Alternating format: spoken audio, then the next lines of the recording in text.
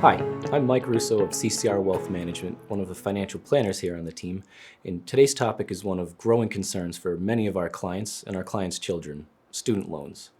Currently, there's over $1.5 trillion of outstanding student loans balances today, which is growing by the day. So here are a few keys to understanding and effectively managing your student loans.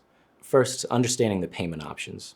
So typically, federal loans start off at a 10-year fixed payment schedule. Graduates also have the option of moving that to either a 15 or 20-year fixed schedule, as well as several popular income-based payment options.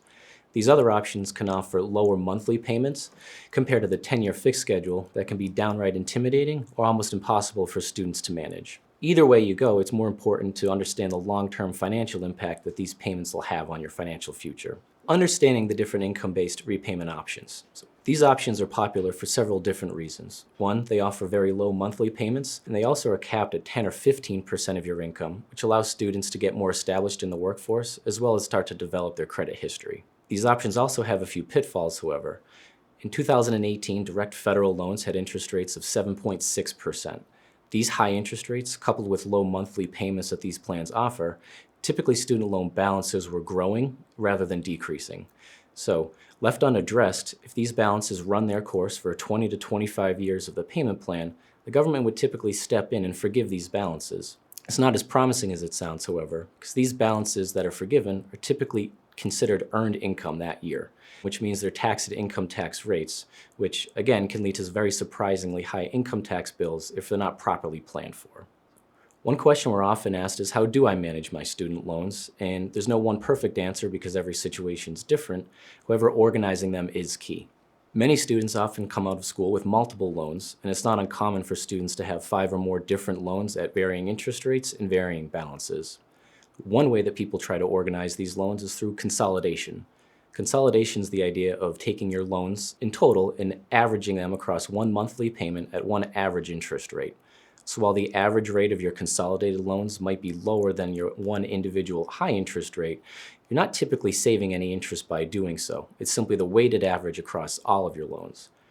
Refinancing, however, is the idea of taking your existing loan balances to one private lender for a lower interest rate and different term length. Refinancing does offer a drastic amount of interest savings over the life of student loans. For example, if you were to have a $100,000 federal student loan at a 7% interest rate over 20 years, the payments would be about $775 a month for total interest payments of just over $86,000. If you were to refinance that loan, however, at a private lender, the interest rate would be about 4.5% for 15 years, with roughly the same monthly payments at about $765 for a total interest paid of just under $38,000 for savings of nearly $50,000 compared to the federal loans.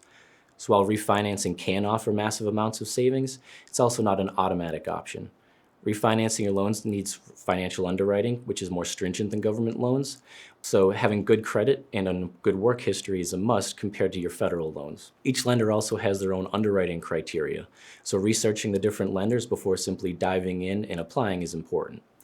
Refinancing your loans is also not as flexible as a government loan.